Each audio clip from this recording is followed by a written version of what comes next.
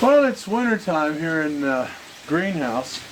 I thought I'd talk a little bit about trying to grow things in a greenhouse during the winter time.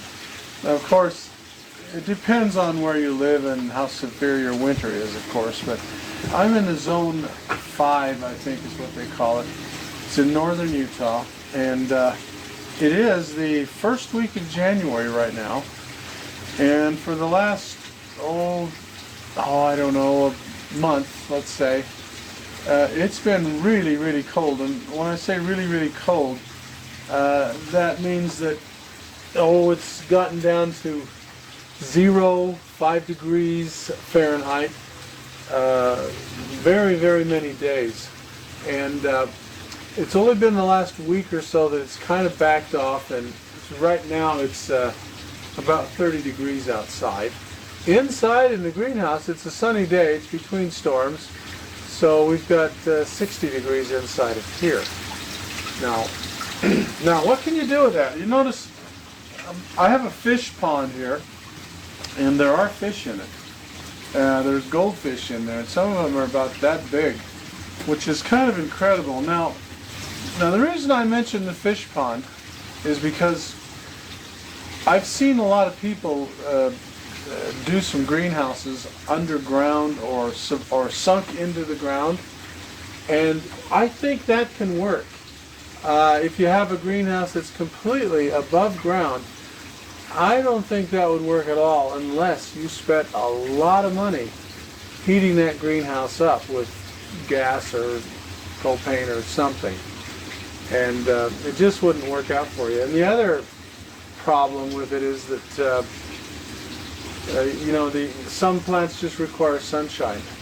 If there's only 6 hours of sunshine in a day, there's a lot of plants that just, even if it is warm in the greenhouse, they just won't do well. So the reason I mention the pond is because several years back, when I first built this, before I had water circulating around in here, I had some grow beds, and I've got some video of that I'll show you. And basically what happens is the water is pumped out of this fish pond, and it goes around the greenhouse on both sides here, and there are grow beds there that are aquaponic grow beds, and so the water circulates. Now, one thing that I noticed after I got this built that really impressed me was the first year when I put these grow beds together, they were just full of water. And it got to be winter, so I couldn't do much with them. But anyway, during the winter, most of those grow beds froze. Well, they all froze solid ice. And anyway, the next year, I got this pond built, and started circulating water through those grow beds. Now, one thing that happened that I noticed that year, it got just as cold that next year, but the water in the grow beds, because it was circulating through there, it never froze. It stayed flowing just like you see here. And right now the water temperature is 45 degrees, but during even the coldest parts of winter, the water temperature in here never got below 41 degrees. Even though inside the air temperature here, if you come in here when the sun wasn't shining, it could be 10 degrees, something like that. Now, that's Fahrenheit again, keep in mind. But the water wouldn't freeze. And the reason is because the pond here is about 4 feet deep. Yeah, I think it's about 4 feet deep. So the water is getting some heat out of the ground. Somehow, it's just doing that. And as it pumps the water around the greenhouse, in the grow beds here, they don't freeze either, and they actually give off a little bit of heat. Because I also noticed that the temperature in here during the next winter when I got this water system going, the temperature in here was a few degrees warmer than it was the previous year. So there is some heat coming out of here. Certainly not enough to heat this greenhouse, but something. So if you sink a greenhouse into the ground, you can get some heat out of the ground, and you can grow some things in there all through the winter if you can just get enough sunlight to do it. Because my experience with the water not freezing in here once I circulated it around kind of proved that to me. So now, what can you grow in here right now? Well, I'm not growing anything right now, but what's surviving? Of course, you know, things like brassicas, they will survive. They won't grow very well, but they'll survive. And things like celery will survive. All kinds of onions will survive, and things like that. But they won't grow very well during the winter. And so what I'm kind of resigning myself to is that you really can't use this to grow much food in the winter time. But some things will winter over in here. For example, beets will do that. I've got some grow beds there with some beets in it that grew up to a pretty good size, and now that it's freezing in here, the beets are surviving, but they're kind of like in a root cellar without the cellar, because I can come out here and just pick them, and they're fine. Could bring them right in the table and in the kitchen, cook them up, and they're great. Now I have another greenhouse that's up on a sun deck that we have up there, and it faces south, so it gets sun most of the day. Now, even now in the wintertime, without heating it, it freezes in there. And I've got a whole bunch of brassicas in there, and I was hoping they'd winter over and grow and I could get a crop out of them before it got really cold. And I didn't. But they're still alive. All the plants are still alive, and I'm going to leave them in there and see what happens when it warms up. I don't expect much out of that because they don't overwinter well. But when the springtime comes, that greenhouse up there is going to be one of the first ones to start planting things in. One of the things that a greenhouse will do for you is it'll extend the seasons quite nicely. Like around where I live here, if you're going to plant regular frost-sensitive plants, you can't put them in the ground until it's June 1st. Now some people will do that a little earlier, but if you can get a frost, you can expect it. After June, it's all done. You won't get a frost anymore. But with this greenhouse, about the end of February, you can plant things in here, and you won't get a frost anymore because the greenhouse will stay warm enough overnight, even if you get a sudden cold snap, that it won't freeze in here. And it'll be nice and warm during the daytime, and plants like that. So that's what a greenhouse, I think, is mostly good for, is you can extend your season a lot.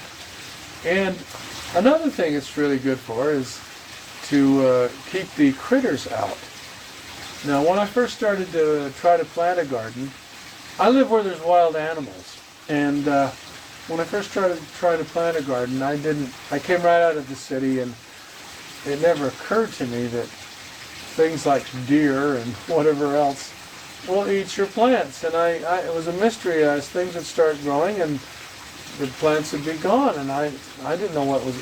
Anyway, I figured it out pretty quick that it was deer that was eating them. So you can either get a garden and put a fence around to keep the deer out, but there's other things too that'll climb a fence. Like there's raccoons will climb a fence, and things like that. They'll climb a fence, and they'll eat stuff out of your garden too. The greenhouse though is all sealed up, so critters like that can't get in here and climb in and eat stuff. So that's the main reason I built this greenhouse, is because first of all, I wanted to have something that would protect from the deer. And this does it quite well. And also the other little critters like raccoons and such, because it's sealed up and they can't get in here and start chewing everything up. And anyway, so right now we're just letting the greenhouse kind of